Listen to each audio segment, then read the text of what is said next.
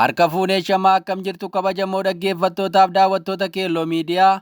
Odeeffannoon guyyaa har'aa harkaa qabnu kunooti. Kaaba Oromiyaa Walloo Arsii dabalatee Oromiyaa bakkeewwan garaa garaa keessatti waboon kaleessa lola gaggeessaa ooluu isaati himame. Kaaba Oromiyaatti lolli jabaan waraana mootummaa fi waraana bilisummaa Oromoo gidduutti taasifamaa oolee jedhan. Lola kanaan ammoo waboon injifannoo akka argate himeera. Kana malees komaandera tokko dabalatee loltoonni mootummaa hedduun ajjeefamaniiru jedhan. Lola jabaa kaleessa mudde 16 bara 2025 waraana bilisummaa Oromoo fi loltoota mootummaa gidduutti taasifamaa tureen waboon injifannoo argadheera jedheera. Waraanni bilisummaa Oromoo godina Walloo aanaa baatee mooraa waraana mootummaa kan magaalaa Aanichaa jiru cabsee seenee jedhan. Waraanni bilisummaa Oromoo yeroo ammaatti mooricha dhuunfachuun kan himame yoo ta'u, komaandira tokko dabalatee loltoota mootummaa hedduu ajjeesuu isaatu himame. Oduu wal qabateen ammoo waboon zooniin kibba bahaa godina Arsii bahaa aanaa Muuneessaa ganda Daamuu jedhamutti tarkaanfii gaafa mudde 16 bara 2025 fudhateen loltoota mootummaa hedduu du'aan madoon adabuun qawwee hakiima tokko irraa hiikkachuu isaa ibseera.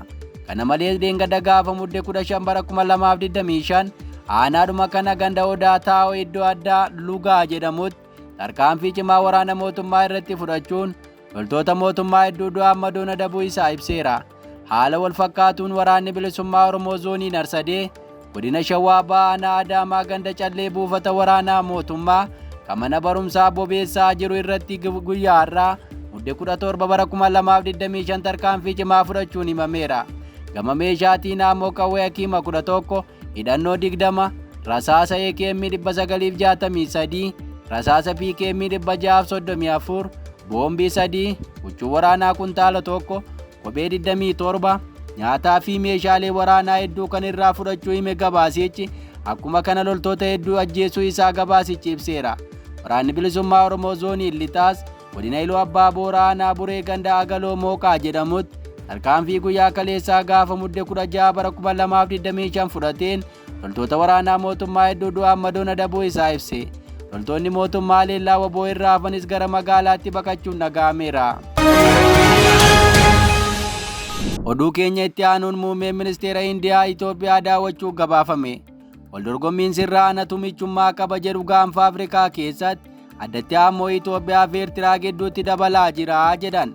Biyyoonni lamaan erga ataakaaroo ulaa galaana diimaa keessa seenanii biyyoota addunyaa hedduu waliin mataan michummaa uummachuu jabeessaniiru. Torbanoota darbe keessa pirezidaantiin Eertiraa Isaayyaas Afewerqi Misir dabalatee biyyoota hedduutti imaluun akka doorsisa wayiitti agarsiisa suuraa fi waliigalteewwan adda addaa taasisaa tureera. Akkuma kana Itoophiyaanis gama isheetiin biyyoota addunyaa irra deemuun hariiroo waraanaa tolfataa turuu ishee miidiyaaleen gabaasaa turan. Kuta'ee kaleessaa qabee ammoo miidiyaaleen mootummaa fi kaan muummeen ministeera Indiyaa Narendiraa Moodii akka Itoophiyaa seene gabaasaa jiran. Narendiraa Moodiis Itoophiyaatti imaluun hariiroo biyyoota lamaanii irratti akka mari'atan gabaafameera. Daawwannaa isaanii kanaan gaggeessaan Indiyaa Itoophiyaan biyya leencotaati jedhan. Akkan qe'ee jirutti natti dhaga'ame ka jedhan qondaalli kun sababni isaa qe'een dhalootaa koo Gujiraatii Hindii keessaa qe'ee leencotaati jechuun muummee ministeera Indiyaa kun dubbataniiru. Kabaja paarlaamaa keessanii fi imala diimokiraasii keessaniif qabuun fuuldura keessanitti argameera jedhan. Itoophiyaan bakka argama luusii ta'uu himuun kan himan Moodiin dabalataan Itoophiyaa fi Hindii bakka itti qaroominni durii jalqabedha jedhaniiru. Itoophiyaa fi Hindiin hariiroo jabaa durii jalqabanii akka qabanis himan. Hariiroo dippiloomaasii garasitti barsiisonni Hindii kanneen kumaatamaan lakkaa'aman kutaalee Itoophiyaa garaa garaa keessaa barsiisaa akka turanii fi har'as barsiisaa akka jiran dubbataniiru. Qaroomina durii biyyoota lamaan wal isaan fakkeessus kaasan. Daldalli Itoophiyaa fi Hindii waggaa 2000 dura akka jalqabe simaniiru. Kaampaanonni Hindii Itoophiyaa keessatti gara doolaara biliyoona 5 oliin akka investi godhaa jiran kan himan namni kun carraa hojii namoota 75,000 uumuu isaanii dubbataniiru. Ministeerri muummee Indiyaa Narendiraa Moodii mudde 16 bara 2025 guyyaa kaleessaa daawwannaa hojii Finfinnee yoo galan sirna ho'aan simatamaniiru. Ministeerri muummee Itoophiyaa Abiy Ahimad jila isaanii waliin buufata xiyyaaraa deemuun simatan. Narendiraa Moodii yaada miidiyaa hawaasaa isaanii gubbaatti maxxansaniin simannaa taasifameef galateeffataniiru. Itoophiyaan biyya seenaa guddaa fi aadaa jabaa qabdudha ka jedhan Moodiin biyyoonni lamaan qaroomina wal fakkaatu qooddataniiru jedhaniiru. Aangaa'ota Itoophiyaa waliin mari'achuun hariiroo biyyoota lamaanii daran cimsuu haala danda'amu irratti mari'atan. Ministeerri muummee Itoophiyaa Abiy Ahimad gama isaaniin daawwannaa kabajamoo ministeera muummichaa hariiroo biyyoota lamaan gidduutti guddachaa dhufe kan agarsiisudha jedhan. Dabaluunis mariin gaggeessan dhimmoota waloo dursa laannuuf walta'iinsa keenya akka cimsu akka ta'u nan amanaa jedhan. Ministeeronni muummee biyyoota lamaanii addatti marii milkaa'aa gaggeessuu isaanii himaniiru. Marii jila biyyoota lamaanii wajjin godhame irratti ammoo hariiroo isaanii sakatta'uun mari'achuu kaasan. Aangaa'onni lamaan guyyaa jalqabaa daawwannaa moodii irratti sanada walii galtee wal hubannaa adda addaa mallatteessaniiru. Isaan keessaa ijoon deeggarsa bulchiinsa waliinii gumrukii fi ministeera haajaa alaa Itoophiyaa keessatti giddugala daataa hundeessuu akka ta'e Abiyyi barreessan. Dabalataan nagaa eegumsa mootummoota gamtoomanii irratti akkasumas nagaa fi tasgabbii idil addunyaa irratti murannoo waloo cimsuu irratti waliigaltee wal hubannoo mallatteessuu isaaniiti himame. Galgaluma kaleessaa sagantaa irbaataa gaggeeffame irratti ministeerri muummee Itoophiyaa Abiy Ahimad gita isaanii Indiyaa kanaaf niishaanii kabajaa olaanaa Itoophiyaa badhaasaniiru. Moodiin badhaasa kana booda biyya addunyaarraa qaroomaan duraanii hedduu qabdu kanarraa badhaasa kabajaa kana argachuu kootti guddaan gammadaa jedhan. Uummata Itoophiyaa fi ministeera muummee Itoophiyaa akka badhaasa kana kennaniif galateeffataniiru. Oduu keenya itti aanuun qorichaa wayyaala fayyaa sadarkaa gadi aanaa fi sobaa ittisuuf tarsiimoo haaraa qajeelchuu ministeerri fayyaa beeksise. Ministeerri fayyaa fi abbaan taayitaa sirna nyaataa fi qoricha Itoophiyaa tarsiimoo biyyoolessaa qorichaa fi meeshaalee yaalaa sadarkaa gadi aanaa sobaa ittisuun sirna eegumsa fayyaa Itoophiyaa cimsuu ifatti eegalchiisan.